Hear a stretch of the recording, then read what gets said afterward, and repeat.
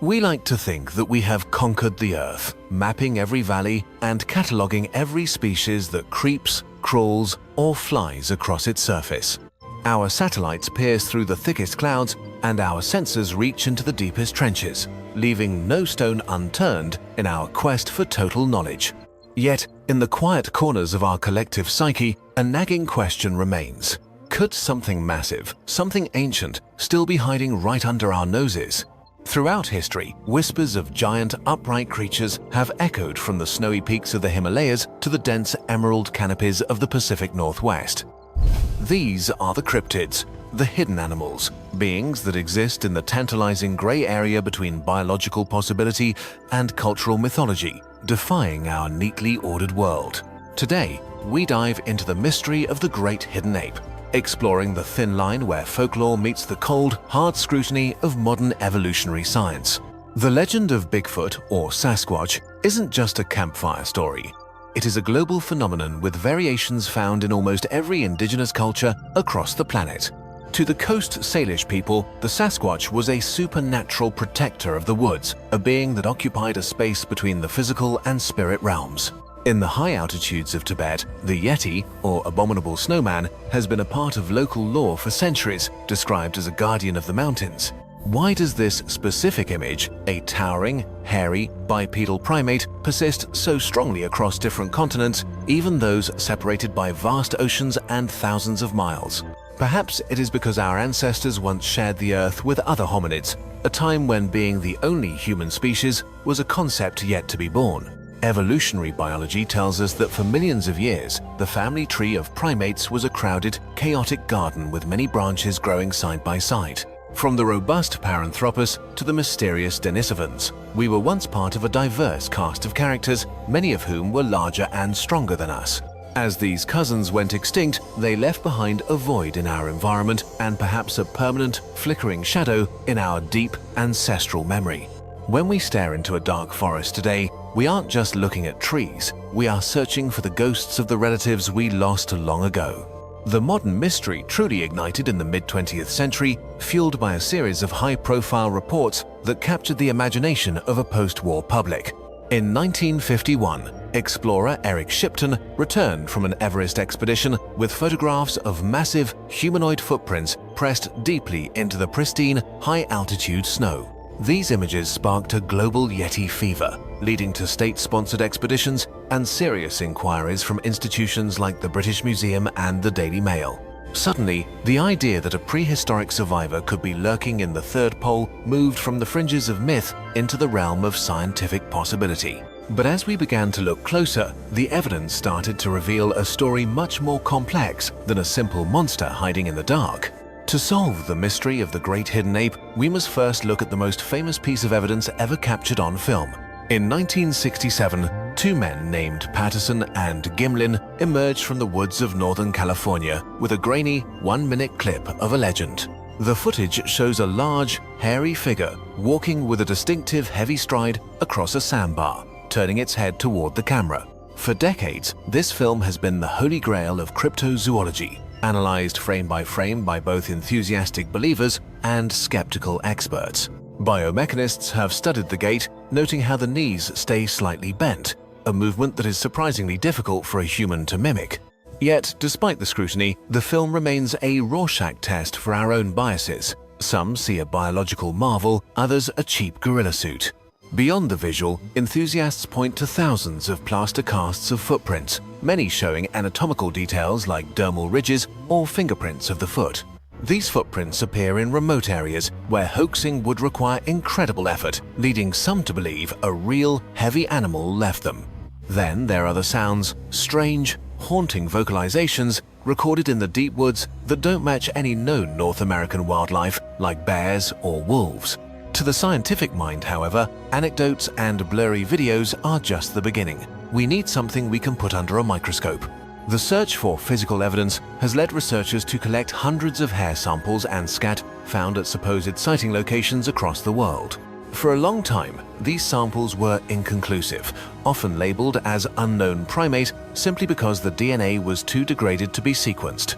But in 2014, geneticist Brian Sykes from Oxford University conducted the first comprehensive DNA study on Bigfoot hair samples from around the globe. Using modern genetic sequencing, his team systematically tested 30 samples to see if they contained the genetic signature of a new species.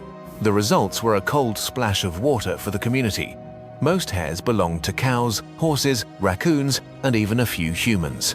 However, 2 samples from the Himalayas provided a genuine shock, showing a genetic match to a prehistoric species of polar bear. This suggested that the Yeti might not be an ape at all, but a surviving lineage of an ancient bear thought to be extinct. Science was doing what it does best, stripping away the supernatural to reveal a fascinating, though perhaps more ordinary, biological reality.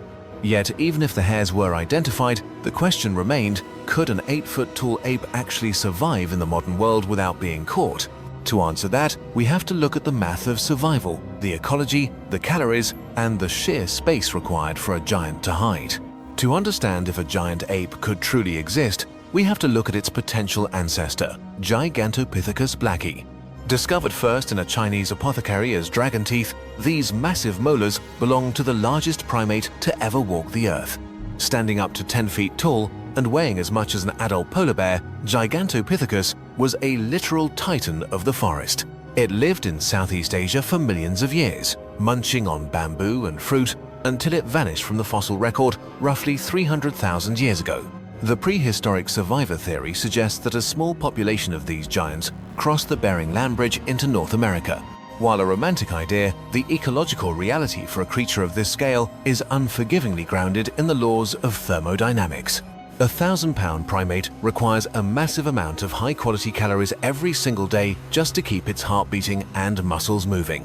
In the Pacific Northwest, where food sources like berries and roots are seasonal, a giant ape would struggle to find enough fuel. Furthermore, large animals require large home ranges, territories that span hundreds of miles to ensure a steady supply of resources. If hundreds of these creatures were roaming the forests, we would expect to see a significant impact on the local vegetation and wildlife.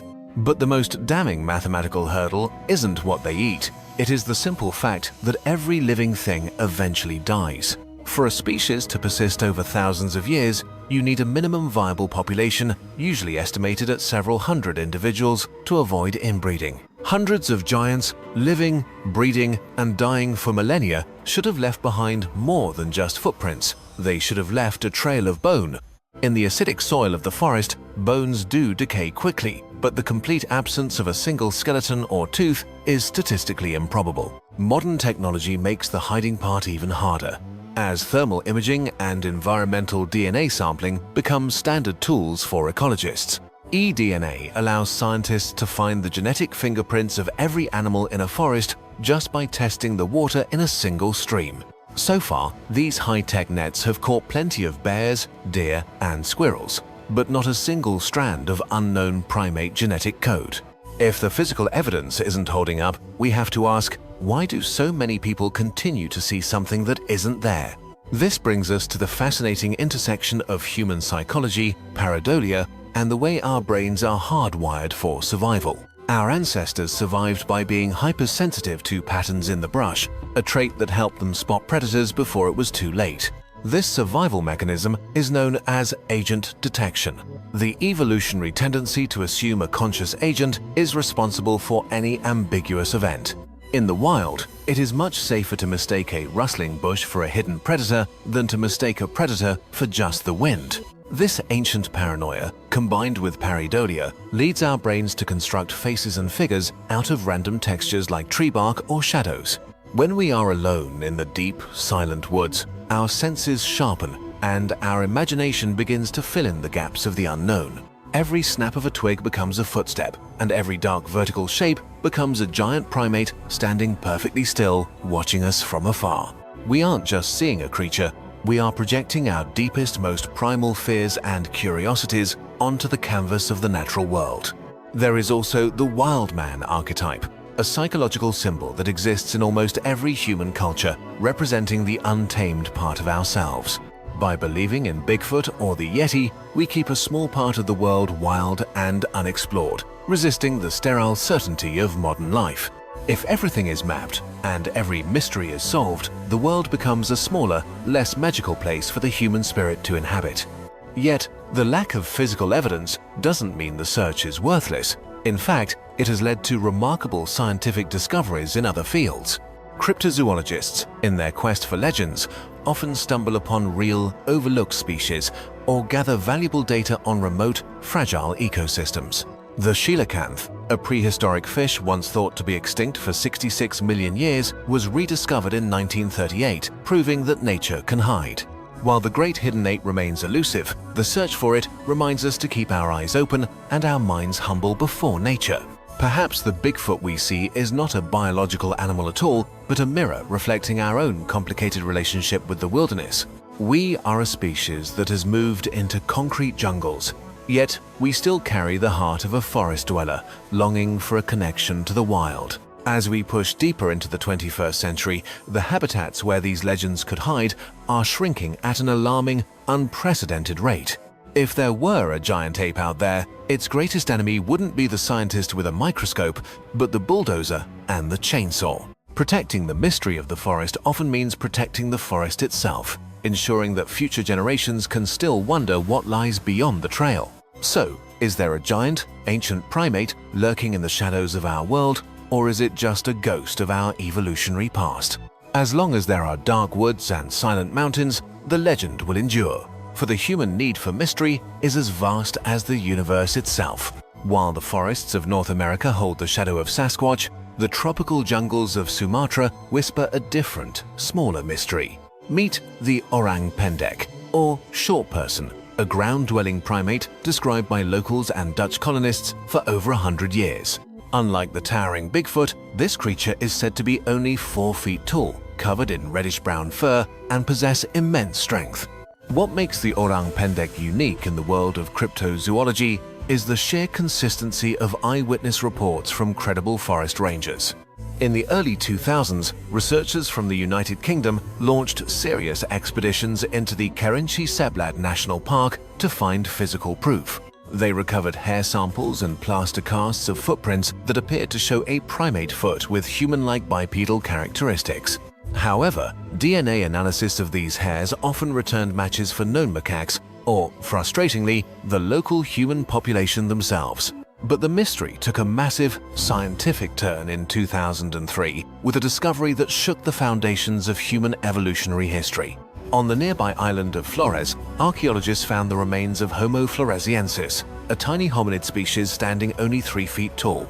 Nicknamed the Hobbit, this species lived until at least 50,000 years ago, sharing the landscape with modern humans for millennia. This discovery proved that the wild man of the jungle wasn't just a myth, it was a biological reality until very recently. Could a remnant population of a hobbit-like species still be hiding in the dense, volcanic mountains of Sumatra today? The island's topography is a labyrinth of deep valleys and ancient calderas, places where a small, intelligent primate could easily avoid detection. Yet, even for a smaller creature, the same biological hurdles apply: food, breeding populations, and the constant threat of habitat loss. As palm oil plantations expand, the hiding spots for the orang pendek are being converted into industrial landscapes at a rapid pace. This brings us to a tragic paradox. We might only discover some species at the exact moment we drive them into extinction. Every time a new species of ape or monkey is officially described by science, it is almost always immediately labeled as endangered. The mystery of the hidden ape isn't just about finding a monster, it is a race against time to save the unknown. Because once a species is gone, it stops being a biological question and becomes a permanent, haunting legend in our history. We must ask ourselves, is our curiosity driven by a desire to understand nature or a desire to own and catalogue it? If we move from the humidity of Sumatra to the vast frozen silence of the Russian steppe, we encounter the Almas. For centuries, the nomadic peoples of Central Asia have spoken of wild people who live on the fringes of human civilization. Unlike the bear-like Yeti, the Almas is described as strikingly human, possessing a flat face, expressive eyes, and rudimentary tool use. This specific description has led some researchers to a radical hypothesis. Could the Almas be a surviving population of Neanderthals? For decades, we believe Neanderthals vanished 40,000 years ago, unable to compete with the rapid spread of Homo sapiens. But recent genetic breakthroughs have shown that they never truly disappeared. Their DNA lives on inside many of us today. If their genetic code survived through interbreeding, is it mathematically possible that a few isolated pockets of the physical species survived too? In the vast, unmapped Altai Mountains, there are valleys so remote that a small group of hominids could remain ghosts for generations. In 2010, the discovery of the Denisovans in a Siberian cave proved that another distinct human cousin existed much later than we thought. Every time we find a new piece of the human puzzle, the impossibility of hidden apes and wild men begins to shrink. However, the barrier between maybe and yes is built of physical evidence, and so far, that barrier remains unbreached. Expedition after expedition into the Russian wilderness has returned, with stories, blurry photos, and mysterious hair, but no type specimen. Without a body, a skeleton, or a sequenceable piece of tissue, the Almas remains a prisoner of folklore and anecdotal testimony.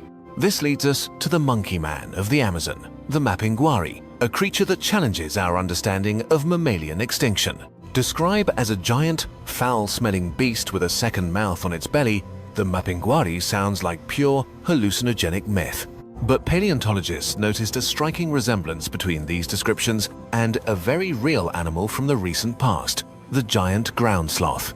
Megatherium was a massive, clawed herbivore that stood 20 feet tall and went extinct roughly 10,000 years ago. The second mouth on the belly of the legend might actually be the scent glands that sloths use to mark their territory. Could the memory of a real animal survive in oral tradition for 10,000 years, transforming a sloth into a monster? Or is it possible that in the deepest reaches of the Amazon, the last of the Ice Age giants is still breathing? If a giant sloth or an ancient hominid was still roaming the Amazon, they would be living in the most biologically intense arena on Earth. The Amazon rainforest contains half of the world's remaining tropical forests, a green labyrinth so vast it generates its own weather systems. Here, the rules of visibility change. The canopy is so thick that even large objects can remain hidden from aerial surveys and satellites. Every year, scientists describe hundreds of new species from this region, mostly insects and plants, but occasionally even new primates. In 2019, researchers officially recognized the Mura's saddleback tamarin, a reminder that the branches of the primate tree are still growing. This lends a sliver of credibility to the Mapinguari. If a new monkey can hide, why not something much larger and more elusive? The primary argument against the survival of Ice Age megafauna is the dramatic shift in climate and the arrival of a new apex predator, us. Human hunters were incredibly efficient, and large, slow-moving mammals like the ground sloth were easy targets for a coordinated group with spears. Overhunting, combined with the loss of open grasslands as the jungle reclaimed the land, created a perfect storm for extinction. For a Mapinguari to survive, it would have had to adapt to a completely different diet and a much more secretive way of life. This brings us to a fundamental question in biology. How small can a population get before it is doomed to a genetic dead end? When numbers drop too low, inbreeding begins to weaken the species, leading to birth defects and a loss of immune system diversity. To survive for 10,000 years, you don't just need one monster, you need a breeding community of at least 500 individuals. Could 500 giant sloths or forest apes live in the Amazon without being spotted by loggers, miners, or indigenous tribes? Indigenous groups like the Caratiana describe the Mapinguari not as a spirit, but as a physical beast they have encountered and avoided. Their descriptions of its impenetrable skin and terrifying roar are treated by some anthropologists as cultural warnings rather than biological data. Yet, history shows that local knowledge often precedes scientific discovery, acting as a map for researchers willing to listen to the law. The okapi, a relative of the giraffe, was known to the people of the Congo as the African unicorn long before Europeans discovered it in 1901. We are caught between two worlds, one where we know too much to believe in monsters, and one where we know too little to rule them out. As we peer into the deep green shadows, we aren't just looking for an animal, we are testing the limits of our own planet's mystery. While we hunt for giants in the jungle and mountains, we often forget that the most successful hidden species are those that adapt to us. Evolutionary biology is full of examples where animals have changed their behavior, diet, and even their appearance to thrive in human-dominated landscapes. Coyotes, once restricted to the open plains, have successfully expanded into nearly every major North American city by becoming nocturnal and secretive. If a large primate were truly intelligent, its best strategy for survival wouldn't be hiding in a cave, but living right on our fringes. This urban cryptid theory suggests that some sightings are simply known animals behaving in ways we don't yet understand or recognize. A bear suffering from mange can look startlingly humanoid, losing its fur and appearing as a thin, bipedal, and sickly gray creature. To an untrained eye in a high-stress situation, a sick bear becomes a monster, a terrifying skinwalker or rake of modern digital folklore. Here, the mystery shifts from the biological to the sociological, how stories travel at light speed across the internet, creating their own reality. In the age of smartphones, everyone carries a high-definition camera, yet the evidence for hidden species remains as blurry as ever. This digital paradox suggests that as our ability to capture the truth increases, the frequency of genuine, unexplainable anomalies seems to decrease. In the past, a strange track in the mud was a mystery for a lifetime. Today, it is debunked by 1,000 experts in minutes. But does this mean the age of discovery is over, or have we simply become too cynical to see what is actually there? We must remember that the ocean, covering 70% of our planet, remains 95% unexplored and full of giant, silent life. If a 30-foot giant squid could remain a myth until it was finally filmed in 2012, the land may still hold its own surprises. The difference is that on land, we are the ones taking up all the space, leaving less and less room for the unexplained. This is why the search for the hidden ape is, at its heart, a plea for the preservation of the Earth's remaining wild places. Every acre of forest we lose is a page torn out of a book we haven't finished reading, a secret lost forever. Whether the great hidden ape is a physical creature of flesh and bone or a psychological ghost, its value to us is immeasurable. It keeps us humble, reminding us that we are not the masters of everything and that there are still questions without easy answers. So we keep looking, not because we want to capture the monster, but because we need to know that the world is still big. If the forests of the world are the lungs of our legends, then the depths of the Congo Basin are their beating, mysterious heart. Deep within the swampy Likuala region of the Republic of the Congo, locals speak of a creature that defies the very laws of extinction. They call it Mokele Mbembe, one who stops the flow of rivers, a beast described as having a long neck, a thick tail, and a massive body. To a paleontologist, this description is hauntingly familiar, matching the silhouette of a sauropod dinosaur like the Diplodocus or Apatosaurus. The idea of a living dinosaur surviving 66 million years in an isolated swamp is the ultimate dream of every cryptozoologist on Earth. Science, however, reminds us that the Congo is not a static time capsule. Its environment has changed significantly since the Cretaceous period. Sauropods were massive land animals that required immense quantities of specific vegetation, making a swampy, submerged lifestyle biologically difficult for them. Yet, the Congo remains one of the least explored places on our planet, a vast expanse of peat bogs and impenetrable jungle. In the early 20th century, several high-profile expeditions were launched, fueled by reports from missionaries who claimed to see giant tracks.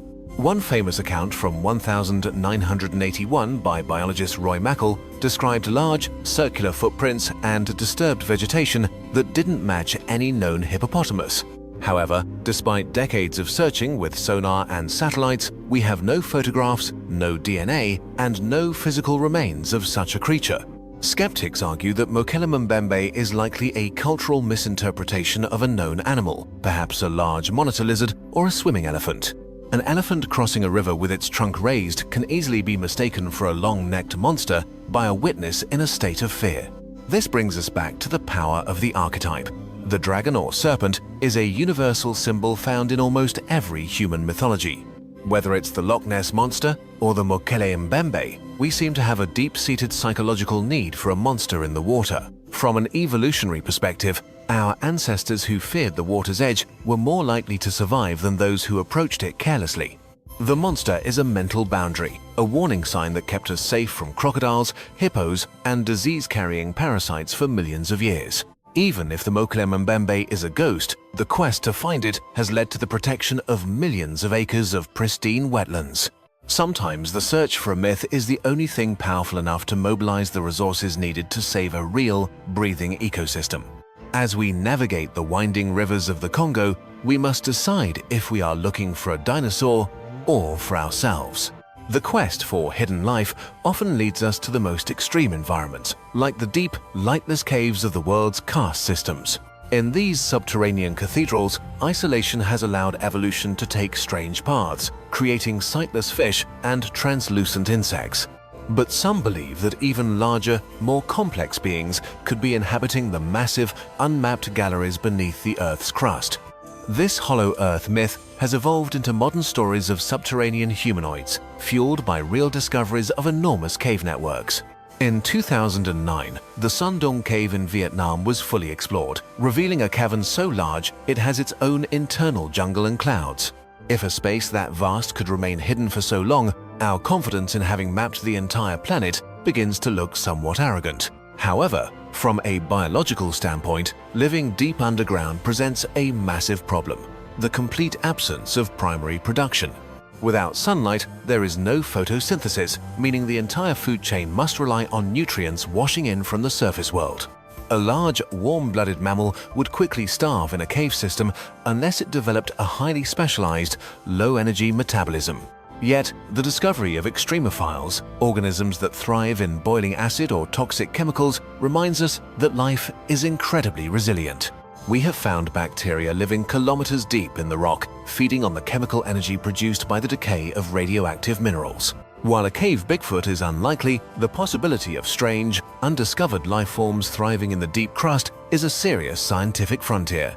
This leads us back to the psychological underworld, the place where we bury our forgotten ancestors and our most buried cultural fears.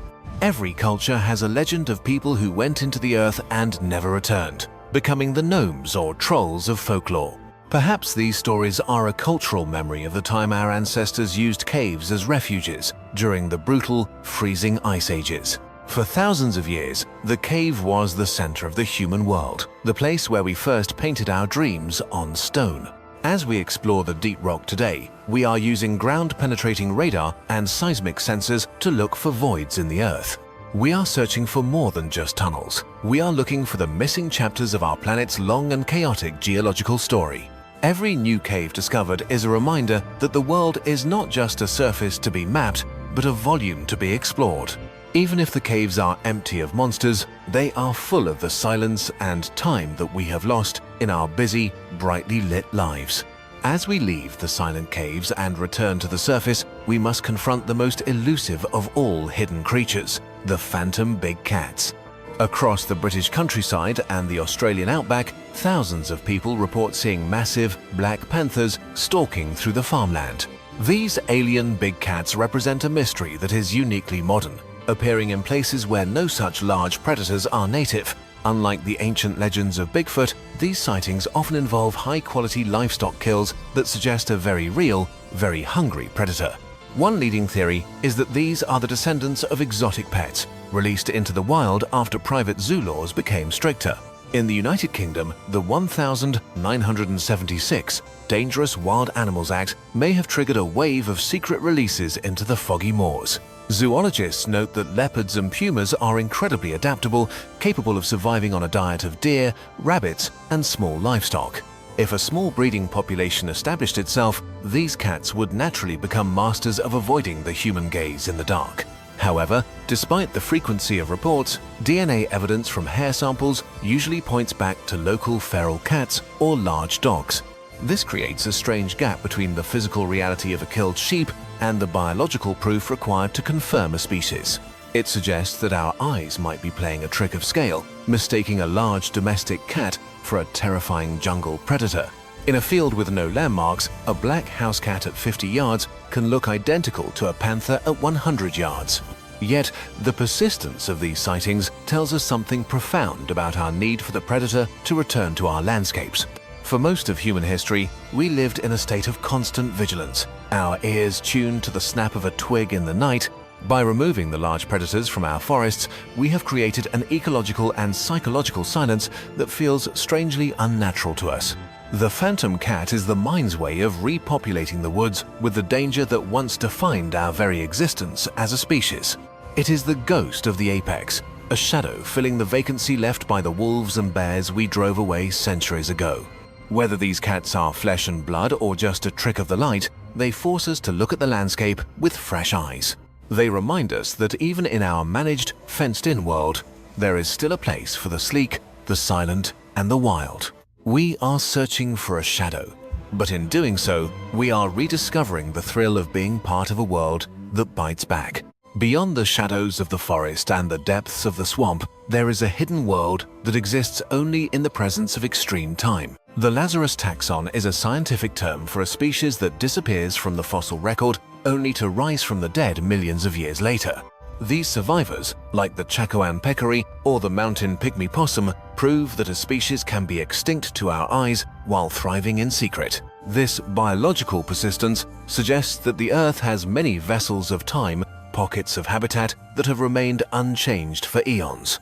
In the deep oceans, where pressure and cold act as a preservative for ancient body plans, the cranch squid and frilled shark still roam. These animals are living fossils, morphological echoes of a world that existed long before the first human picked up a stone tool. If a shark that looks like a prehistoric eel can hide in the abyss, what other relics might be lurking in the unexplored corners of the world? Cryptozoology often clings to this hope, searching for the thylacine or Tasmanian tiger in the dense, rainy forests of Tasmania. Officially declared extinct in 1936, the thylacine was a unique marsupial predator with a striped back and a jaw that could open 80 degrees. Every few years, a grainy video or a sequence of blurry photos emerges, sparking a new wave of thylacine fever across the scientific community. Biologists argue that for such a large predator to survive, it would need a stable breeding population that should be visible to modern trail cameras. Yet, the rugged terrain of the Tasmanian wilderness is so dense that even a massive search effort could easily miss a small, shy family of predators. Here, the line between extinction and survival is drawn in the mud of a remote track or the flicker of a motion-activated lens at midnight. The tragedy of the thylacine is that it was hunted to the brink by humans who viewed it as a pest, only for us to regret its loss too late. Our search for it today is perhaps a form of extinction guilt, a desperate hope that we didn't actually destroy something so beautiful and unique. It is easier to believe a creature is hidden than to accept that it is gone forever due to our own short-sighted and destructive actions. This realization shifts the focus of our narrative from the thrill of the hunt to the heavy, sobering responsibility of planetary stewardship. Every time we find a lost species, we are given a second chance to do things differently, to be guardians rather than executioners of the wild. The mystery of hidden species is not just a puzzle for researchers, it is a mirror reflecting the fragility of life on a changing planet. We are looking for the ghosts of the past to see if we have any hope of a wild and diverse future. If we are to be the guardians of the unknown, we must look at the most successful hidden giants of our time, the cetaceans of the deep. Even as late as the 21st century, we are still discovering new species of whales, animals the size of school buses that remained invisible. In 2021, the Rice's whale was officially recognized as a unique species in the Gulf of Mexico, hiding in plain sight for decades. This discovery teaches us that hidden doesn't always mean far away. Sometimes it means we simply haven't looked closely enough at the details. But the ultimate mystery of the deep is the Kraken, the legendary giant cephalopod that once terrified sailors across the North Atlantic. For centuries, the giant squid was a myth, a monster of ink and nightmare that lived only in the stories of survivors.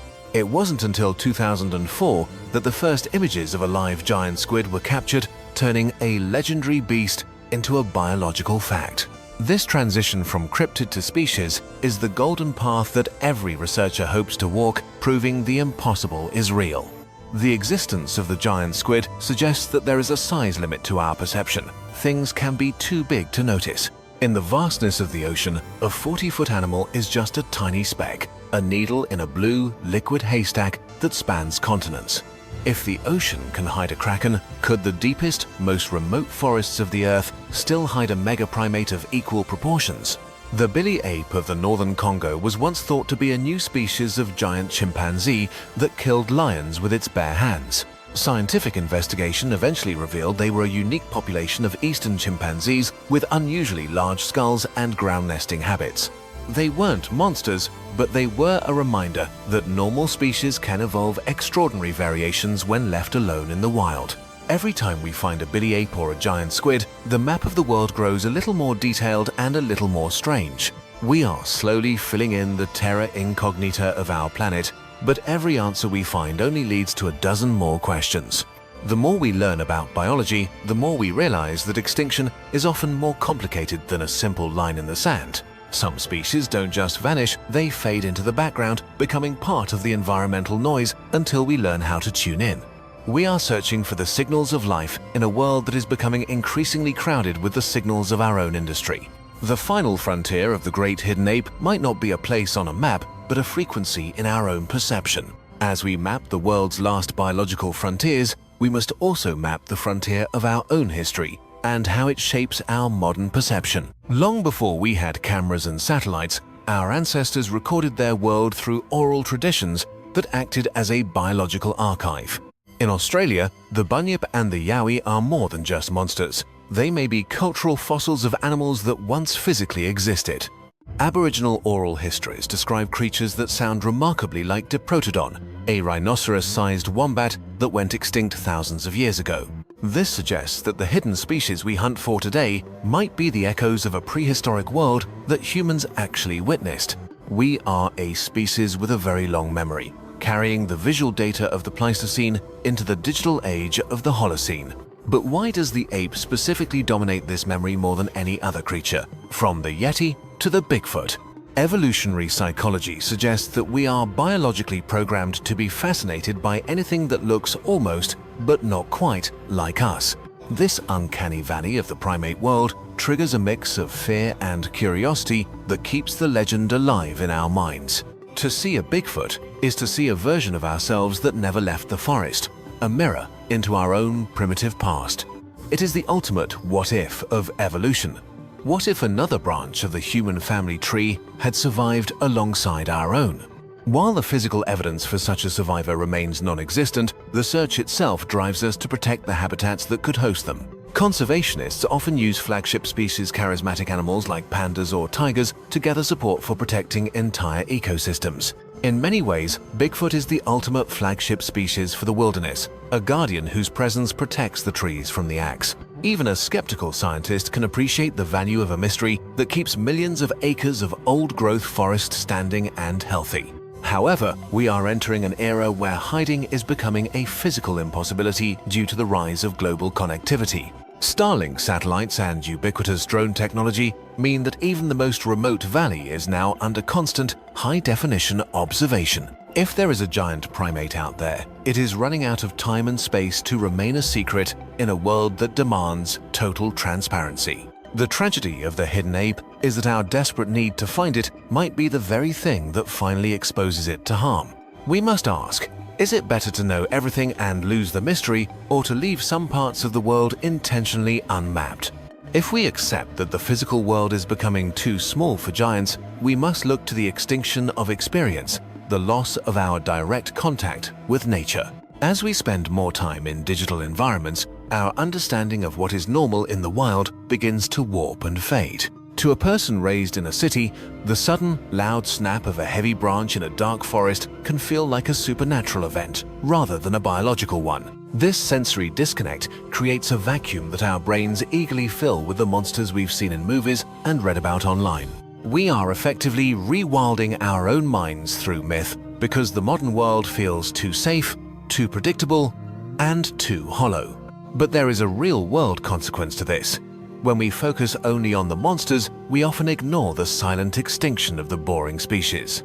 For every search effort for a Bigfoot, there are thousands of unique species of beetles, mosses, and fungi vanishing without ever having a name. These are the true hidden species, the microscopic engines of our planet that keep the air clean and the soil fertile. While they lack the charisma of a giant ape, their disappearance is a far greater threat to our survival as a civilization. Science asks us to balance our wonder for the big with an equal, disciplined respect for the small. The mystery of the hidden ape serves as a gateway, pulling us into the woods where we might stumble upon the real complexity of life. If the legend of the Yeti saves even one high-altitude plateau from being mined, then the Yeti has performed a vital biological function. We are participants in a global drama where the line between discovery and destruction is thinner than a strand of DNA. Every new species of primate found in the last decade, like the Popa langur in Myanmar, was discovered already on the brink of vanishing. We are like archaeologists arriving at a site just as the walls are crumbling, trying to record the history of a life we barely understand. This urgency is what defines modern field biology. The realization that we are living through the sixth mass extinction in Earth's history. In this context, the hidden ape is a symbol of everything we haven't lost yet, a beacon of hope in a darkening world. It represents the possibility that nature is still stronger than our maps and that life is still capable of keeping secrets from us. We don't just want Bigfoot to be real because we like monsters. We want him to be real because we want the world to be invincible.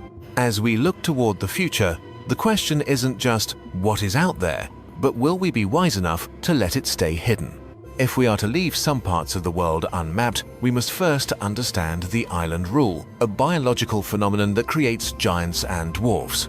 When a species becomes isolated on an island, the lack of predators often leads to island gigantism, where animals grow to massive proportions. This is how we got the 3-meter-tall elephant bird of Madagascar and the moa of New Zealand, birds that dwarfed any human hunter.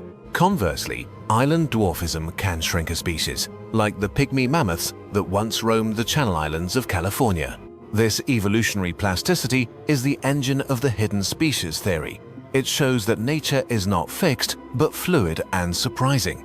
If an island can create a giant bird, why couldn't an island of forest in a sea of mountains create a giant primate? Many of the world's most remote regions are essentially sky islands, isolated habitats separated by altitude rather than saltwater.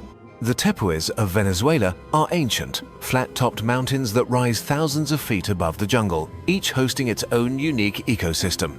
Here, evolution has been running in its own private laboratory for millions of years, largely untouched by the outside world. It was this very landscape that inspired Arthur Conan Doyle to write The Lost World, a place where prehistoric life stood still. While we haven't found dinosaurs on the tepuis, we have found species of frogs and plants that exist nowhere else on the planet. Every sky island we explore is a reminder that the Earth is not a flat plane, but a vertical stack of hidden dimensions. This verticality offers the perfect hiding spot for a creature that doesn't want to be found, moving between altitudes to avoid humans. But as our climate warms, these sky islands are shrinking from the bottom up as heat-sensitive species are pushed higher and higher. The ultimate tragedy of the hidden ape might be that it survives the hunters and the loggers, only to be defeated by a changing atmosphere. We are effectively squeezing the mystery out of the mountains, leaving no room for the legends to breathe or breed. Science tells us that we are the first species in Earth's history to have a global awareness of our own impact on the biosphere. This awareness is a heavy burden, turning every search for a monster into a desperate audit of our planet's remaining health. We are looking for Bigfoot because we are afraid of a world where only humans and our livestock remain. The presence of the unknown is the only thing that proves we haven't completely broken the natural world beyond repair. If we are to find the traces of the hidden, we must look into the shadow biosphere, the idea that life could exist in ways we don't recognize. On our own planet, there may be microscopic organisms with a completely different biochemistry, living alongside us but remaining invisible to our senses. This concept challenges the search for life because it suggests we might be looking for a mirror of ourselves rather than life as it truly is. But let's scale this back up to the macroscopic. Can a large animal truly be shadowy in a world saturated with digital surveillance? The answer may lie in the ghost species of the botanical world, plants that are known only from a single specimen collected decades ago. These plants exist in a state of biological limbo, neither confirmed alive nor officially declared extinct, waiting for a rediscovery that may never come. This botanical mystery proves that hiding is often a matter of being overlooked by the very eyes that are searching for something else. We look for the great hidden ape as a monster, But what if it is simply a master of camouflage, blending into the static of the forest? Military technology has spent billions trying to replicate the active camouflage that some cephalopods and insects use to vanish in plain sight. A creature that could manipulate its appearance or behavior to match the dappled light of a forest floor would be virtually impossible to spot. This brings us to the interdimensional hypothesis, the fringe idea that some cryptids are not biological animals but visitors from another reality. While this sounds like science fiction, it reflects our deep-seated feeling that the unknown doesn't follow the rules of our physical world. Science, however, prefers the biological explanation that we are simply dealing with rare, shy animals that are excellent at avoiding us. Every time we set a camera trap in a remote jungle, we are engaging in a high-stakes game of hide-and-seek with a species that has had millions of years to practice. We are the noisy newcomers, entering a forest with bright lights and loud voices, wondering why the residents don't come out to greet us. If we want to find the hidden, we may need to learn how to be silent again, rediscovering the patience of our hunter-gatherer ancestors. Our modern obsession with efficiency and results is the very thing that prevents us from seeing the slow, quiet miracles of the natural world. The mystery of the hidden ape is a call to slow down, to listen to the wind, and to observe the world without the filter of a screen. It is a reminder that the most important things in life are often the ones that can't be caught, tagged, or uploaded to a database. We search for the hidden ape to find a connection to a world that doesn't care about our technology or our maps. The search for hidden life doesn't always lead us to the woods. Sometimes it leads us to the very building blocks of life itself. In 2010, NASA researchers announced the discovery of a bacterium in Mono Lake that supposedly used arsenic instead of phosphorus in its DNA. While the arsenic life study was later largely debunked, it opened a door to the possibility of a truly alien biology existing on Earth. If the microscopic world can hide such radical departures from the norm, the macroscopic world remains a field of endless possibility. We must consider the Lazarus effect in the context of the deep, isolated mountain ranges of the Gobi Desert and the Altai. Here, sightings of the Mongolian deathworm persist, a bright red burrowing creature said to kill with electric shocks or acid. To a zoologist, this sounds like a mix of an amphisbaenian, a legless lizard, and the exaggerated fears of desert travelers. Yet, these legends are the biological breadcrumbs that lead scientists to discover how animals survive in Earth's most punishing climates. Every monster reported in the desert is a question about how life manages to find water and energy in a sea of shifting sand. Our desire to find the deathworm is really a desire to know that life can adapt to even the most hostile alien conditions. This brings us back to the great hidden ape. If it exists, it must be the ultimate master of environmental adaptation. It would need to be a generalist, capable of switching diets and moving across vast, rugged territories with minimal physical impact. In the ecology of the unknown, the most successful species are those that leave the smallest footprint on the environment they inhabit. We are looking for a giant that lives like a ghost, a titan that moves through the world without breaking a single branch. This paradox, the massive but invisible, is what makes the mystery of Bigfoot so durable and so frustrating for the scientific community. Modern science demands type specimens, a body or a bone. But the legend of the hidden ape offers only experience and awe. This conflict between the data and the dream is where the most interesting questions about human nature are truly found. Why do we want the forest to hold a giant? Is it because a world with Bigfoot is more exciting than a world without him? Perhaps it is because we need to know that there are still things in this universe that we cannot control or categorize. The great hidden ape is the guardian of our humility, standing at the edge of the campfire, reminding us of the dark. But what if the greatest hiding spot on Earth isn't a physical location at all, but the deep, slow-moving currents of our DNA? In the field of paleogenetics, researchers have discovered ghost lineages, genetic signatures of extinct human cousins that no longer exist. These ghosts are found by analyzing the genomes of modern populations, revealing that our ancestors bred with mysterious hominids we have yet to find fossils for. For example, some West African populations carry DNA from an archaic ghost species that split from our lineage hundreds of thousands of years ago. This means that even if we never find a body in the woods, the great hidden ape might literally be a part of us. We are a walking mosaic of the lost, a living museum of every relative that ever held our hand before they stepped into the dark. This genetic reality suggests that the wild man isn't lurking in the brush, but in the very code that builds our brains and bodies. When we feel a sudden chill in the forest, or a deep, instinctive urge to climb a tree, we are hearing a whisper from a ghost. Science is slowly learning how to resurrect these voices using computational biology to reconstruct the faces of the relatives we've forgotten.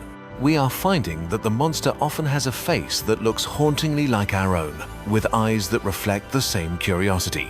This leads us to the Bigfoot of the sea, the megalodon, a shark the size of a submarine that officially vanished 3 million years ago. Despite the internet's obsession with grainy deep-sea footage, the ecological vacuum left by such a massive predator would be impossible to hide. A 60-foot shark needs to eat whales, and if Megalodon were still hunting, we would see the massive bite marks on every whale carcass. Instead, the absence of Megalodon is what allowed modern whales to grow to such record-breaking, majestic sizes in the first place. The hidden is often defined not by what we see, but by the space its absence creates in the world around it. We search for the giant to fill the silence of the landscape, but sometimes the silence itself is the evidence of its departure. Every legend of a hidden beast is a memorial to a biodiversity that was once a physical, breathing reality on this planet. We are the first generation to understand that we are living in a world of ghosts, surrounded by the shadows of giants. But we are also the first generation with the power to ensure that no more species become ghosts under our watch. The true mystery of the great hidden ape is whether we can become the species that values the unknown more than the conquered. If we look for the hidden ape, we must eventually turn our gaze to the most isolated, windswept wilderness on our planet, the Southern Ocean and Antarctica. Here, legends speak of the Ningen, a colossal, pale, humanoid aquatic creature rumored to inhabit the freezing subantarctic waters. Described as being 30 meters long with a face that eerily resembles a human, the Ningen is a perfect example of a modern, digital-age cryptid. Most of these reports originate from Japanese research vessels, spreading through internet forums until the line between fact and fiction is blurred. To a marine biologist, the Ningen is almost certainly a misinterpretation of a known giant, the albino humpback, or a large beluga whale. In the disorienting glare of the Antarctic ice, a whale's fin or a surfacing belly can easily be reshaped by the human mind into a monster. But the Ningen myth persists because it represents our fear of the cold unknown, the parts of Earth that are fundamentally hostile to us. Antarctica is a continent of ice kilometers thick, hiding massive subglacial lakes like Lake Vostok that have been sealed for millions of years. When we drill into these lakes, we are effectively time traveling, looking for life that has evolved in total darkness and extreme pressure. While we find only bacteria and simple organisms, the dream of finding something larger remains a powerful driver for scientific funding. We are a species that needs the world to be deep. We need to know that there are layers of reality still waiting to be peeled back. The mystery of the hidden ape, whether in the snow or the sea, is a symptom of our own existential claustrophobia.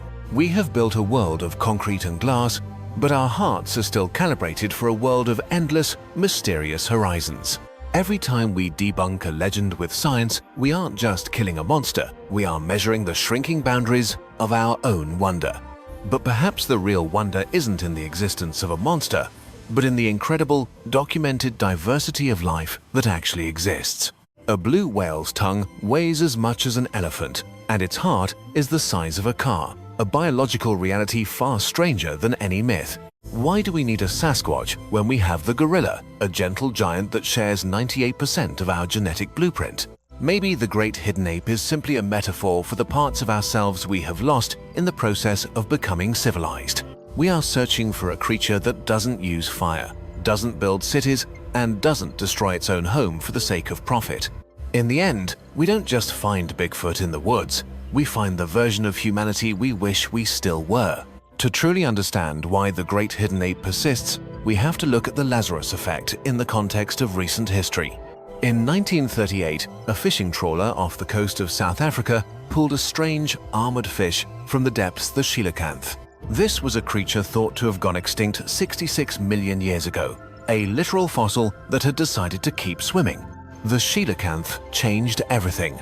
It proved that extinction is sometimes just a lack of data on our part. It gave a scientific heartbeat to the hope that other prehistoric survivors might be lurking in the vast unmapped corners of our world. If a fish can hide for 60 million years, why couldn't a giant ape hide for a few 100,000 in the dense Pacific Northwest?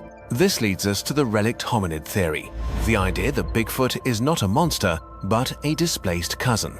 Geneticist Jeffrey Meldrum suggests that certain footprint casts show mid-tarsal breaks, an anatomical feature not found in human feet. This mid-tarsal break allows for a flexible foot that would be incredibly efficient for a heavy primate navigating steep, uneven terrain. This isn't just a story, it's a biomechanical hypothesis that challenges us to look at the tracks with a forensic, anatomical eye. But biology is a game of numbers, and for a species to be real, it must exist as a population, not just an individual. A single Bigfoot cannot live for centuries. There must be mothers, fathers, and offspring, all requiring space and resources. In the age of thermal drones and environmental DNA, the hiding space for a large population of giants is shrinking every second. We are casting a digital net across the planet, and so far, the big fish of the forest are nowhere to be seen. Yet, the absence of evidence is not the evidence of absence, a phrase that keeps the spark of curiosity alive in the dark. We must consider that our current technology might be looking for the wrong kind of signal in the biological noise. A highly intelligent primate would likely learn to avoid the smells, sounds, and electromagnetic fields of our modern equipment. We are the intruders in their world, bringing our noisy curiosity into a silence that has been cultivated for millennia. The search for the hidden ape is a lesson in patience, a reminder that we are not the only ones with eyes. Every mountain we climb and every stream we test brings us closer to a truth that might be stranger than we imagine. To understand the resilience of these legends, we must look at the monkey man of the Amazon, the mapinguari, and its tie to the Megatherium. Megatherium was a giant ground sloth, a 6-ton herbivore that possessed massive claws and skin reinforced with small, bony plates called osteoderms. These bony plates acted as a biological armor, making the creature almost immune to the stone-tipped arrows and spears of early human hunters. Indigenous stories describe the mapinguari as a beast with skin that turns away arrows, a detail that perfectly matches the sloth's anatomy. This suggests that some cryptids are not hidden in the present, but are cultural after-images of animals that our ancestors fought. A story passed down through 500 generations can survive 10,000 years, morphing a real animal into a supernatural monster. But if the memory of the sloth can survive, why hasn't a single physical bone from the last millennium been found by researchers? In the acidic, humid soil of the Amazon rainforest, organic matter is recycled so quickly that a skeleton can dissolve into nothing in years. This taphonomic filter creates a massive bias in our fossil record, meaning we are only seeing a tiny fraction of what lived. It raises a haunting possibility. The more specialized and elusive a creature becomes, the less likely it is to ever be fossilized. We are effectively looking for the invisible man of biology, a species that leaves a footprint in the mud but no trace in the stone. Yet, the absence of bones doesn't stop modern science from using the ecology of fear to track where such a giant might hide. Large predators and giant herbivores change the behavior of everything around them, creating silent zones where smaller animals avoid roaming. Ecologists look for these anomalies in animal density as potential indicators of a hidden apex presence that disrupts the local food chain. So far, these silent zones usually lead us to a hidden jaguar or an unusually large anaconda rather than a prehistoric sloth.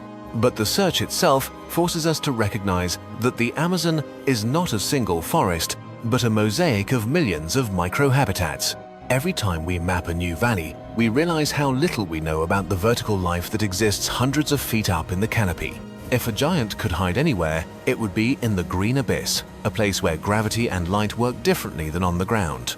We are still just children playing at the edge of a very old, very deep, and very dark green ocean of trees. The mapinguari remains a ghost, but a ghost that reminds us to respect the power of a world we have yet to master. If we move from the humid green abyss of the Amazon to the dry, skeletal forests of Madagascar, we find the legend of the Kalanoro. Described as a small hairy hominid with backwards pointing feet and hooked fingers, the Callinorho is a staple of Malagasy folklore. Madagascar is a biogeographic laboratory where 80% of the species evolved in complete isolation from the African mainland. For millions of years, lemurs took over the ecological niches that monkeys and apes filled elsewhere, growing to the size of gorillas. The Archaeoindris, a sloth lemur as large as a silverback, officially went extinct shortly after the arrival of humans on the island. Like the ground sloth in the Americas, these giant lemurs were slow-moving and likely defenseless against the coordination of human hunters. But the memory of these forest people persists in the local culture, blending biological history with a sense of supernatural guardianship. Some researchers suggest that the Callinorho could be a remnant population of a smaller, ground-dwelling lemur species we haven't discovered yet. Madagascar's spiny forests and limestone chingy formations are so rugged they create natural fortresses that are almost impossible for humans to navigate.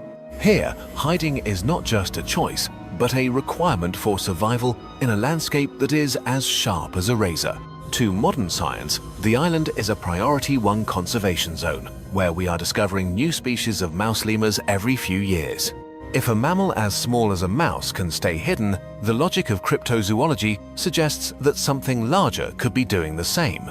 But the math of the island rule is cruel. Smaller habitats support smaller populations, making them much more vulnerable to random extinction. A single drought or a single forest fire could wipe out the last 20 members of a hidden species before we even knew they existed. This is the tragedy of the smallest room. As we habitat shred the planet, we are turning vast wildernesses into tiny, disconnected cages. Every hidden ape we look for is a resident of one of these shrinking rooms, struggling to find enough genetic variety to stay alive. We are essentially watching the flickering of a light bulb as it prepares to go out for the final, eternal time. The quest for the Callinorho is a race against the charcoal kiln and the rice paddy, as Madagascar loses its remaining forest cover. We don't just need to find the creature, we need to ensure the laboratory itself doesn't catch fire and burn our history. The hidden species of Madagascar are the living witnesses to an evolutionary path that we almost, but not quite, shared. As we leave the sharp limestone of Madagascar, we must address the most controversial category of all, the high-altitude giants of the Himalayas. The Yeti is perhaps the world's most famous cryptid, a rock ape or wild man that has been part of Tibetan and Sherpa culture for centuries. In these thin, freezing airs, the boundary between the physical world and the spiritual world is as porous as the mountain stone itself. For the locals, the Yeti is not a monster to be hunted, but a sovereign of the high passes, a creature that demands respect and distance. When Western explorers arrived in the 20th century, they brought a literal, biological lens to a mystery that was previously rooted in myth. They sought bones and fur, leading to the famous Yeti scalp of Kumjung, which was later identified as the skin of a Himalayan sero. This constant pattern of debunking turning a monster into a goat often leaves us feeling that the world is becoming smaller and less magical. But science doesn't just take away, it also adds layers of complexity that are far more fascinating than any simple fairy tale. Analysis of alleged Yeti hair samples led to the discovery of a rare genetic match with an ancient, prehistoric lineage of the polar bear. This suggests that the Yeti might be a very real, very large, and very rare hybrid bear that has adapted to life at the edge of the sky. A 1,000-pound golden bear walking upright through a blizzard would be a terrifying sight, easily interpreted as a hairy man by a witness. This bear hypothesis grounds the legend in the reality of Himalayan ecology, where survival is a constant battle against the extreme cold. High-altitude environments are biological islands, where extreme conditions force evolution to create unique, heavy-duty physiological solutions. To survive at 20,000 feet, an animal needs specialized blood chemistry and a massive, energy-dense metabolism to generate heat. If a giant ape or an ancient bear is living up there, it is existing at the absolute physical limit of what a mammal can endure. We are looking at a creature that is the ultimate survivalist, an athlete of the abyss that thrives where we can barely breathe. But even the Himalayas are not immune to us. The retreating glaciers are revealing the secrets of the past while destroying the future. As the permafrost melts, it may release the preserved remains of species we never knew existed, giving us a final look at the lost. The Yeti is a ghost that stands guard over the third pole, reminding us that some heights are meant to be feared, not conquered. We search for it, not to put it in a zoo, but to know that there is still a pinnacle of the world where we are not the masters. As we descend from the Himalayan peaks, we must confront a phenomenon that bridges biology and the digital frontier: the CGI cryptid.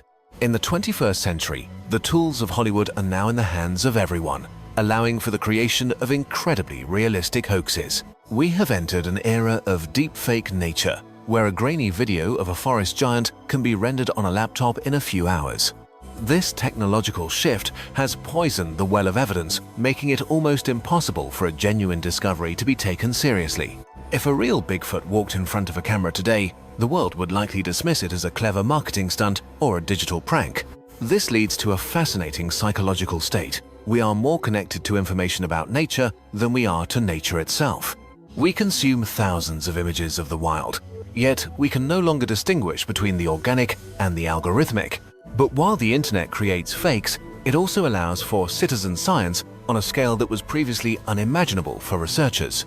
Platforms like iNaturalist allow millions of people to act as eyes for the scientific community, mapping species in real time. Every photo of a rare bird or a strange insect is a pixel in a massive, living portrait of our planet's current biodiversity.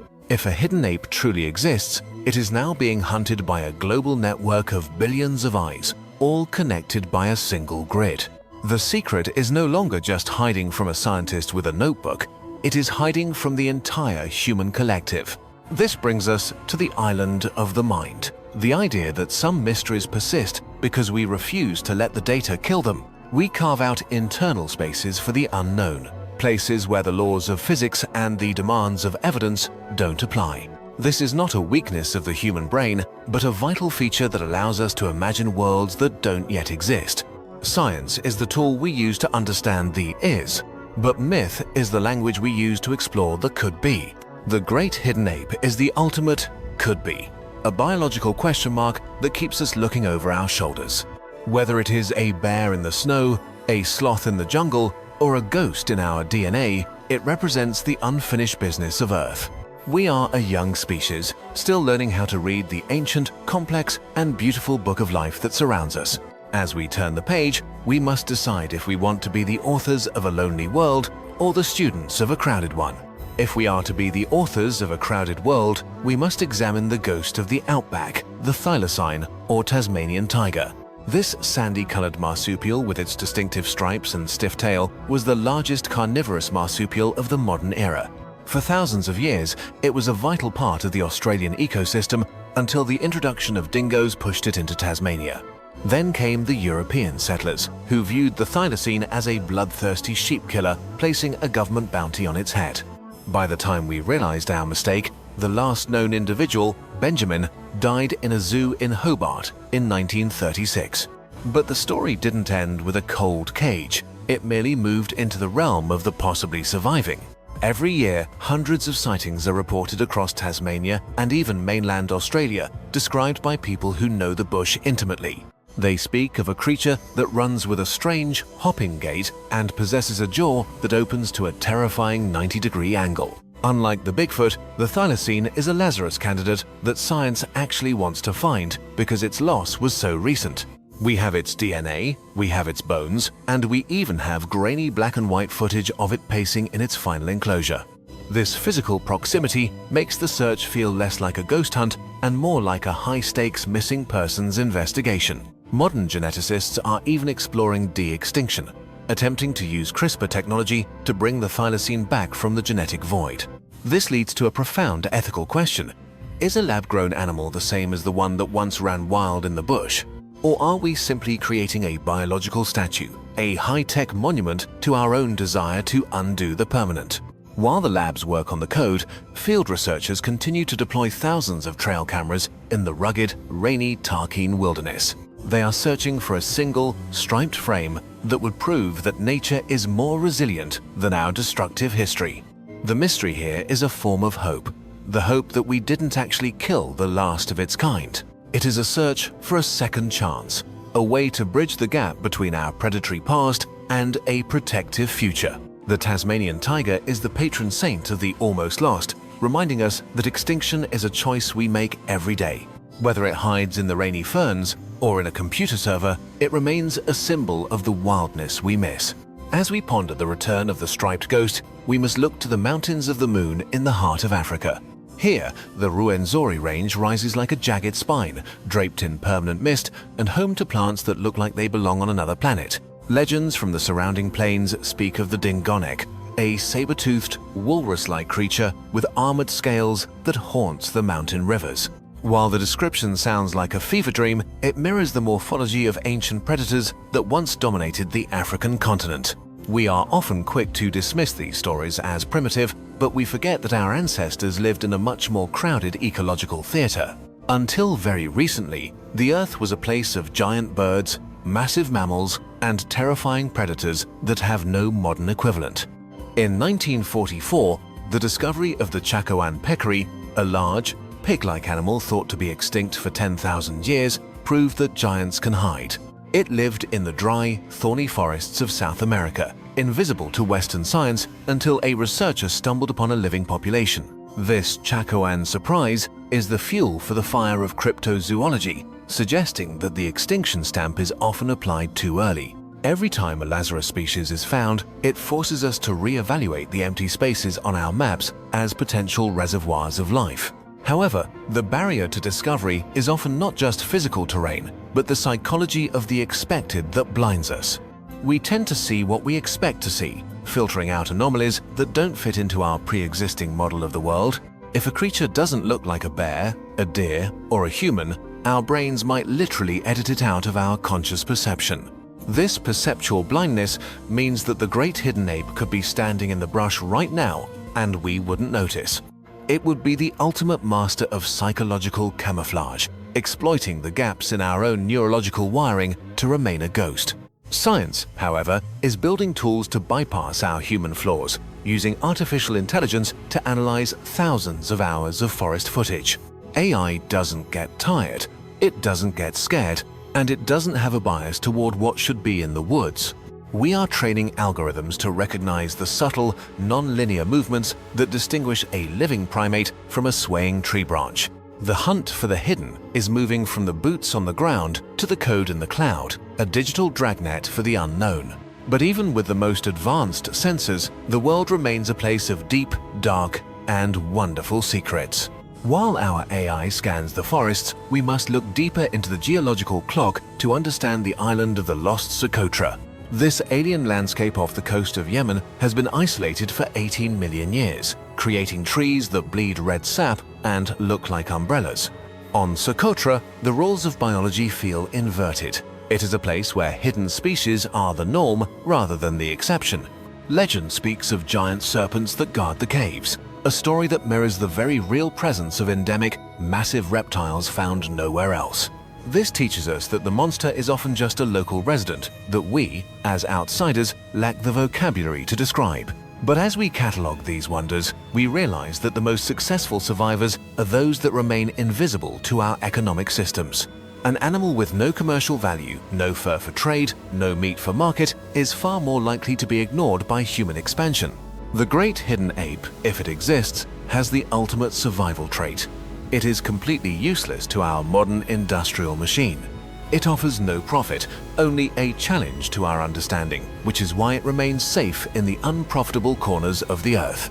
However, we are now entering the age of environmental DNA, where we don't even need to see an animal to prove it exists. By filtering a single liter of water from a forest stream, scientists can detect the genetic shadows of every creature that drank from it. This technology is the ultimate ghost hunter, turning the entire planet into a giant, liquid crime scene for researchers to analyze. If there is a giant primate in the woods, it is shedding skin cells, hair, and waste that are currently swirling in the mountain runoff.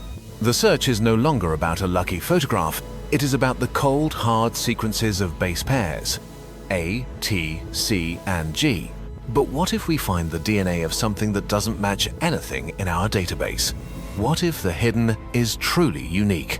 This would be the biological singularity, the moment we confirm that we share our planet with a high-level intelligence we never knew. It would force us to redefine what it means to be alone in the universe, starting with the very forests we walk through. We are waiting for the water to tell us the truth, holding our breath as the sequences align on our computer screens. The hidden ape is no longer just a figure in the mist, it is a potential string of data that could change history forever. We keep searching because we are a species that cannot stand a blank page in the book of life. If we are the authors of this story, we must look at the Lazarus of the skies, the ivory-billed woodpecker. Known as the Lord God bird for its majestic size and striking white and black plumage, it was once the king of the American southern swamps.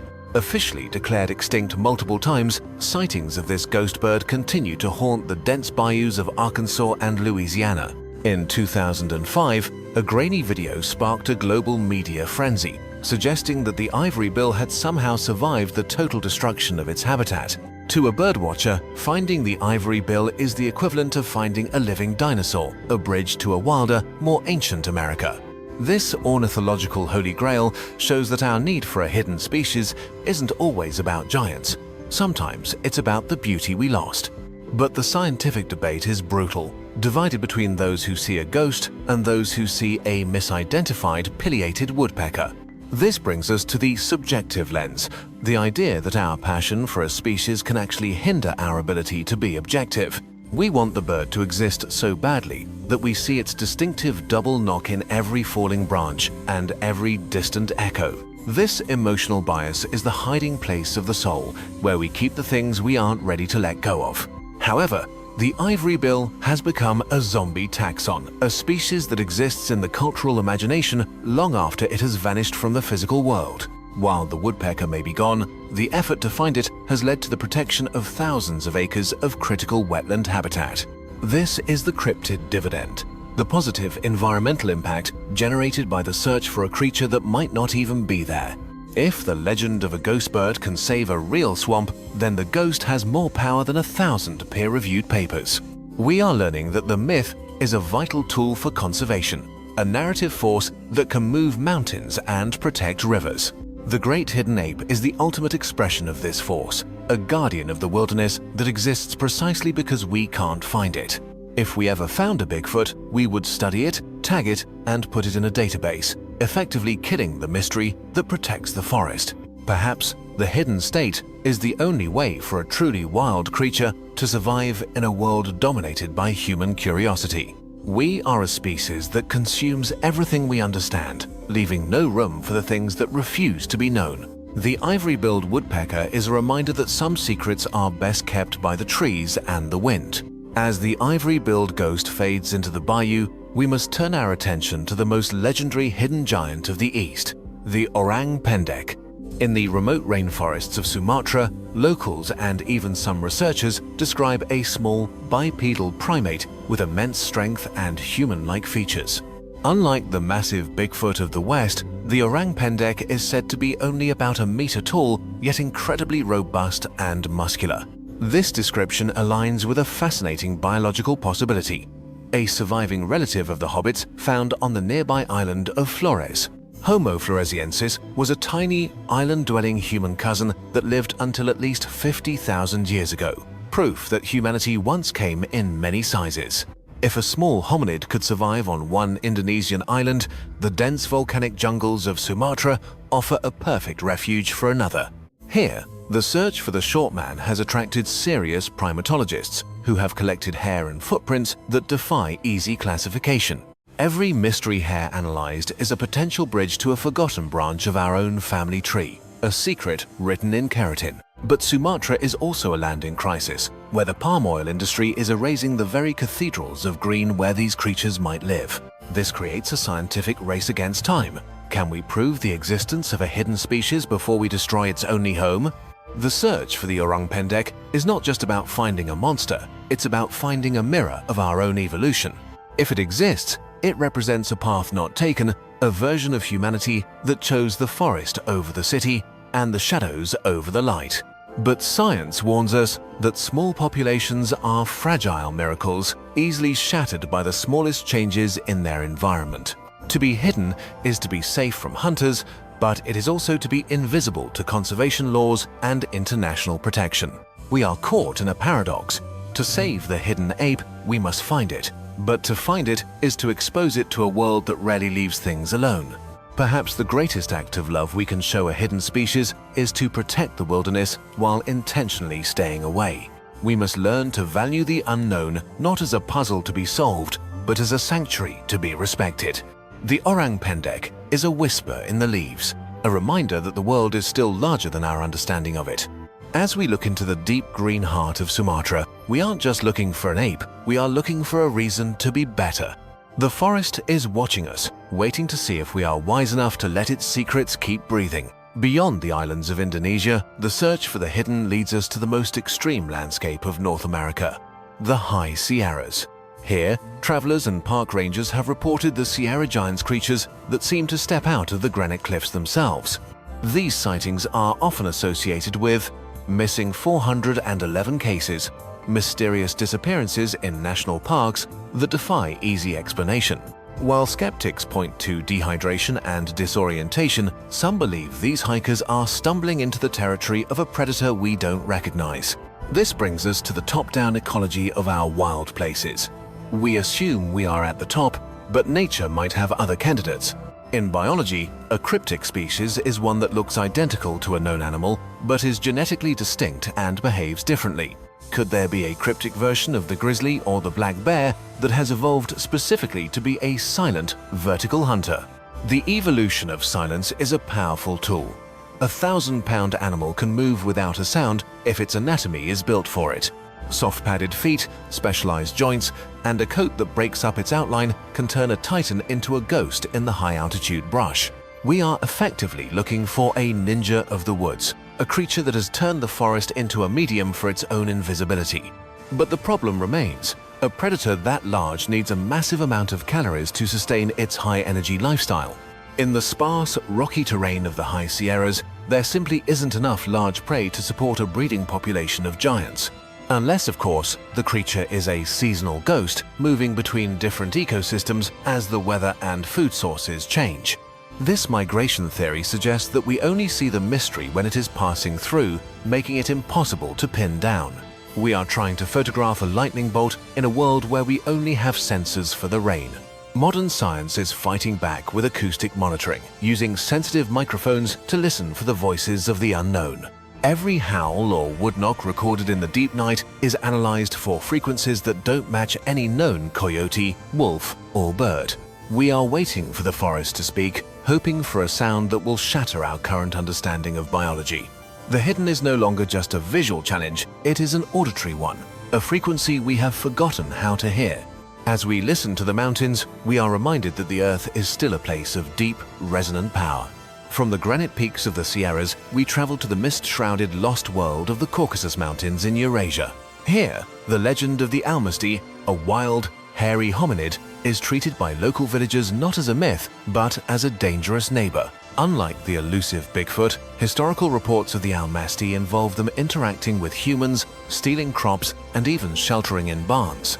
In the mid-23rd century, Soviet scientists took these reports seriously, launching state-sponsored expeditions to find the relic Neanderthal. They theorized that a small population of our Neanderthal cousins might have survived in these remote valleys far from the reach of modern civilization. This Neanderthal refuge theory suggests that our history didn't end with a total extinction, but with a quiet retreat into the shadows. However, genetic testing on modern hair samples found in the region often points to a much more terrestrial reality, the brown bear. But to the people who live there, a bear doesn't weave its hair, it doesn't use simple tools, and it doesn't walk with a human stride. This brings us to the gap of credibility, where local eyewitness testimony clashes directly with the limitations of current physical evidence. Are the locals seeing a ghost of our past, or is our science simply not equipped to catch a creature that knows us better than we know ourselves? In the Caucasus, the forest is an ancient library, where every tree and cave holds a story of a world that was once much more diverse. This leads us to the biodiversity of intelligence, the idea that being human isn't a single point, but a spectrum of different species. If the Almasty is real, it represents a survival of a different kind of mind, one that never traded the forest for the factory. But the modern world is encroaching even here, as roads and tourism break the silence of the high Caucasian valleys. The hidden status of the Almasty is its only defense against a world that wants to put everything under a microscope and a price tag. We are effectively suffocating the legends by leaving no room for the unexplained to exist without being recorded.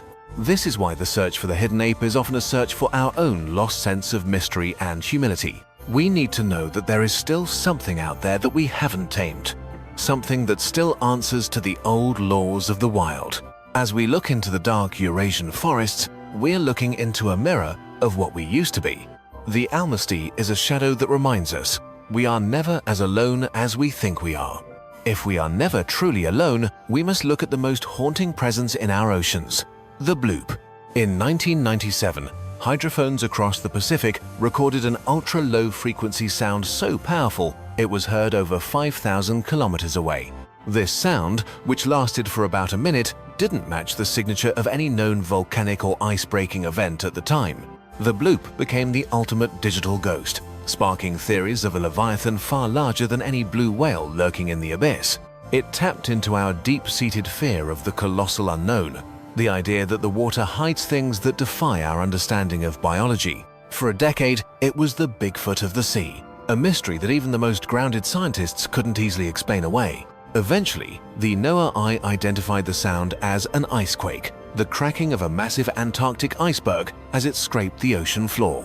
While the monster was debunked, the reality was even more impressive. We were listening to the Earth itself shifting its frozen weight.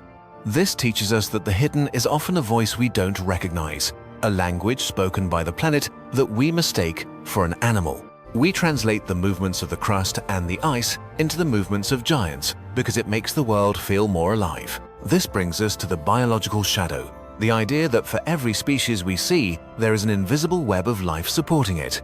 We focus on the ape, but the ape cannot exist without the specific fungi, bacteria, and insects of its primary forest. When we search for a hidden species, we are actually searching for a healthy, functioning ecosystem that can sustain it. A forest that is Bigfoot capable is a forest that is still rich, diverse, and fundamentally wild. This is why the search for the hidden is the most powerful tool for conservation. It gives us a reason to protect the empty space. Every valley we leave unmapped is a nursery for the secrets of the future, a place where evolution can keep its own counsel. We are entering a phase of digital humility, where we realize that our cameras and satellites are only seeing the surface of things. The true depth of the world lies in the connections we can't see and the silence we can't record. We search for the great hidden ape because we need to know that we haven't finished the book of life yet. As long as there is a shadow in the woods or a sound in the deep, the world remains a place of infinite possibility. If we are the audience of an ancient play, we must eventually look at the biological time travelers, the tardigrades, and their kin.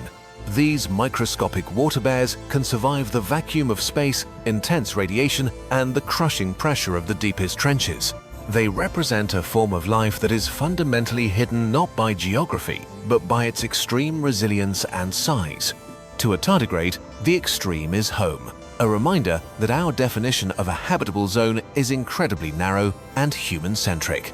This shifts the search for the hidden ape from a hunt for a monster to a study of survival strategies. What if the hidden species aren't just hiding? What if they are simply waiting in a state of biological stasis? We have found seeds that are thousands of years old that can still sprout, and bacteria trapped in salt crystals for millions of years that are still alive. This deep sleep theory suggests that the Earth has a genetic backup drive, a way to preserve life through the worst catastrophes. If a forest giant were to enter a period of dormancy during an environmental crisis, it could effectively vanish from our timeline for generations. We are looking for a creature that might be sleeping beneath our feet, waiting for the world to become wild enough for its return. This brings us to the rewilding of the mind, the process of reopening our senses to the subtle clues the forest provides. Our ancestors could read the movement of the grass and the scent of the wind with a precision that we can only dream of today. To them, the hidden wasn't a mystery, it was a conversation, a series of signals that they were constantly interpreting. We have traded this sensory depth for the convenience of GPS and digital maps, becoming blind giants in our own home. The search for the great hidden ape is an attempt to recover this lost language, to see the world as a living, breathing entity again. Whether it's the Almas of Mongolia or the Yeren of China, these legends act as cultural anchors, tethering us to the landscapes we come from. They force us to ask, what does a forest lose when it loses its legends? And what do we lose when we stop believing in the unknown? Science and myth are not enemies. They are two different ways of looking at the same beautiful, terrifying, and infinite reality. We are the explorers of the 21st century, armed with DNA sequences and a sense of wonder that no amount of data can ever satisfy. As we look into the deep shadows of the mountains and the sea, we are really just looking for the next chapter of our own story. While we dream of giants, we often ignore the Lazarus of the backyard, the species that were right under our noses the whole time. In 1994, a park ranger in Australia's Blue Mountains stumbled upon a grove of trees that looked like they belonged in the Jurassic period. This was the Wollemi pine, a living fossil that was thought to have been extinct for over 2 million years. It wasn't hiding in a remote jungle or a deep cave. It was less than 200 kilometers from Sydney, the largest city in Australia. This discovery sent shockwaves through the scientific community, proving that even our most explored landscapes can hold massive secrets. If a grove of trees as tall as a house can remain invisible for eons, the hidden status of an intelligent primate becomes much more plausible. But the Wollemi pine also teaches us about the bottleneck of survival, the extreme genetic vulnerability of a hidden population. When only a few individuals remain, a single fungus or a slight change in soil pH can end a lineage that survived the dinosaurs. We are effectively protecting a biological heartbeat that is so faint it requires constant, high-tech surveillance. This brings us to the Museum of the Wild, the idea that some species are so rare they exist as living exhibits in their own habitat. We look for the great hidden ape as a wild and free beast, but if it exists, it is likely living in a state of extreme, fragile isolation. It would be the most protected creature on Earth, not by laws, but by the sheer difficulty of reaching its final sanctuary. This leads to the observer's paradox. The moment we find a hidden species, we irrevocably change the environment that kept it safe. Our footprint is more than just physical. It is a psychological and ecological weight that most hidden species cannot bear. Science is now trying to find non-invasive ways to confirm life using satellites that can detect the specific heat signatures of mammals. We are looking for the warmth in the cold, a signature of metabolism that doesn't match the surrounding environment. Every anomaly detected by an orbiting sensor is a heartbeat from a world we haven't conquered yet. We are building a global wonder net, a way to monitor the unknown without ever setting foot in its territory. But even with these tools, the most important part of the search remains the human heart and its capacity for awe. We don't just want to find a new species, we want to find a reason to believe that the Earth is still a place of magic.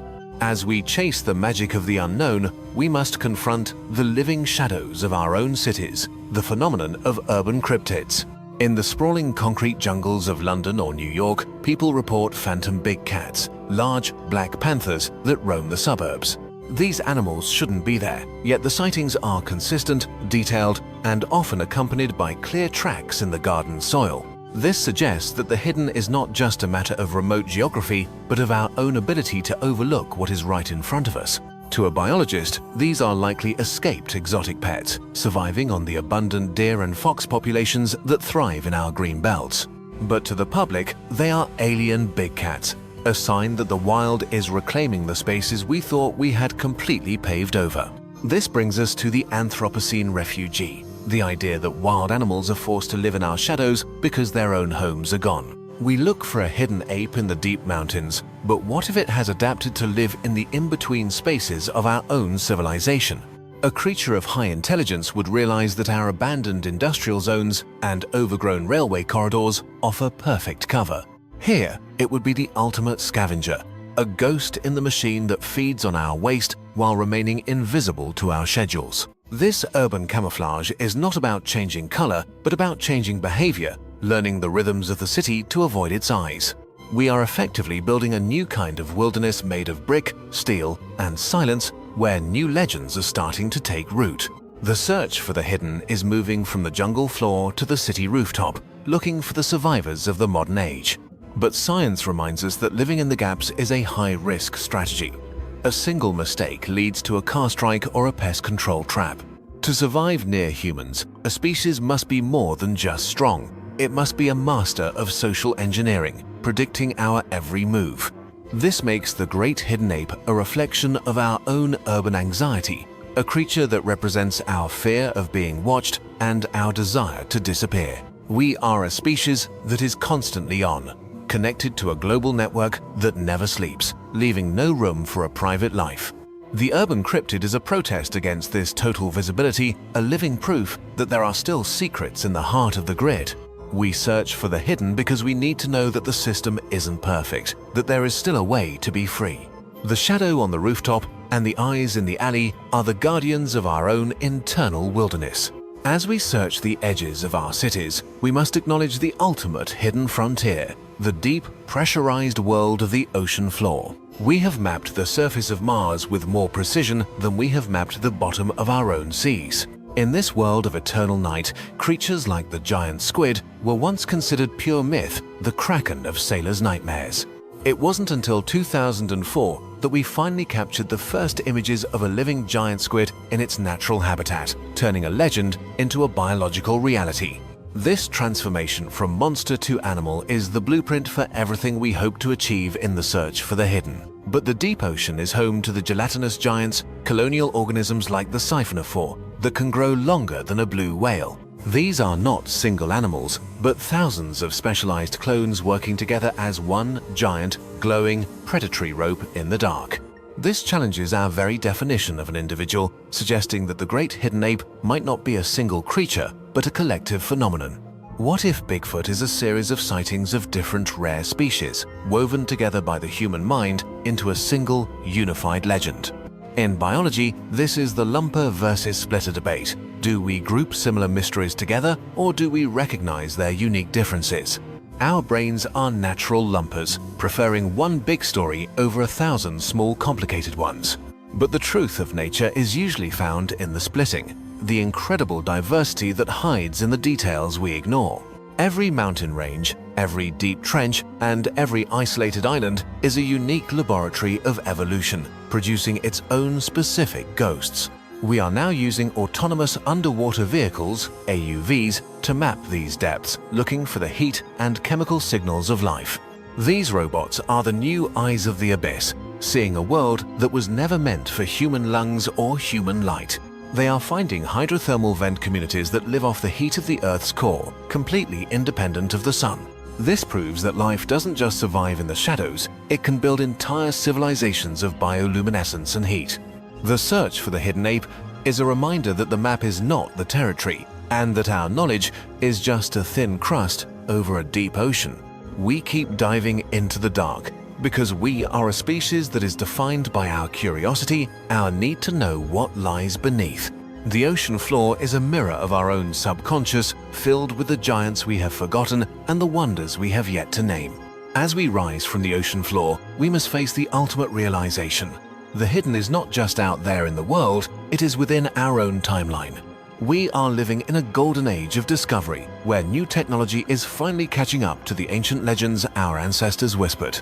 Every year, we find hundreds of new species, each one a tiny miracle that proves the Earth is still bigger than our maps. But the search for the great hidden ape is also a race against the sixth extinction, the rapid loss of biodiversity caused by our own success. We are the first species in the history of the planet that has the power to both destroy a mystery and decide to save it. This is the stewardship challenge. Can we be the kind of civilization that leaves room for the unknown to exist? We don't need to find Bigfoot to value the forest. The idea of Bigfoot is already doing the work, acting as a guardian for the wild. It reminds us that we are part of a long, hairy, and beautiful lineage of life that stretches back to the beginning of time. Our modern obsession with productivity and control is the wall that prevents us from seeing the quiet, slow miracles around us. The hidden ape is a call to tear down that wall, to sit by the fire and listen to the world without trying to own it. We are moving toward a future where truth is not just a collection of data, but a relationship with the living earth. Whether the footprints in the mud belong to a bear, an ape, or a ghost, they lead us back to ourselves. They remind us that we are still a species of explorers, still full of questions and still capable of being surprised. The world is not a solved puzzle, It is a vibrant, shifting, and infinite dance of shadows and light. We keep looking into the dark because that is where the stories grow, and without stories, we are just another animal in the cold. The secret is that there is no final answer, only a deeper and deeper connection to the mystery of being alive. We are the guardians of the question, the students of the forest, and the witnesses to the giants in the mist. As we prepare to turn the final page of this chapter, we realize that the search was never about the end, but the journey. The great hidden ape is still out there, walking through the trees just a few seconds ahead of our cameras. And perhaps, for the sake of our own souls, it's better if it stays that way. We began this journey looking for a monster in the woods, a giant ape that defies our maps and our cameras. But in the process, we discovered that the hidden is not a failure of science, it is a vital component of a healthy planet. A world where everything is known, tagged, and categorized is a world that has lost its room to breathe and its capacity for wonder. The great hidden ape exists in the space between what we can prove and what we can imagine, a biological bridge to the infinite. Whether it is the yeti in the snow, the mapinguari in the jungle, or the ghosts in our own DNA, these mysteries are the immune system of our curiosity. They keep us humble, they keep us searching, and they keep us protective of the last truly wild places on Earth. Science will continue to peel back the layers of reality, finding new atoms, new stars, and new species in the microscopic and the cosmic. But the forest will always keep some secrets for itself, a silent pact between the trees and the things that walk among them. We are the children of the stars and the siblings of the apes, standing at the edge of a vast, beautiful, and hidden future. The footprints are there. The shadows are moving. The mystery is alive. Voiceover trails off. What else is waiting for us in the dark? Closing music swells. Kurzgesagt style end screen appears. This video was made possible by your curiosity. If you want to support our search for the unknown, you can visit our shop or support us on Patreon. Every bird, every atom, and every legend thanks you. Keep looking. Keep questioning. Stay curious. The screen fades to a final, glowing question mark in a deep green forest.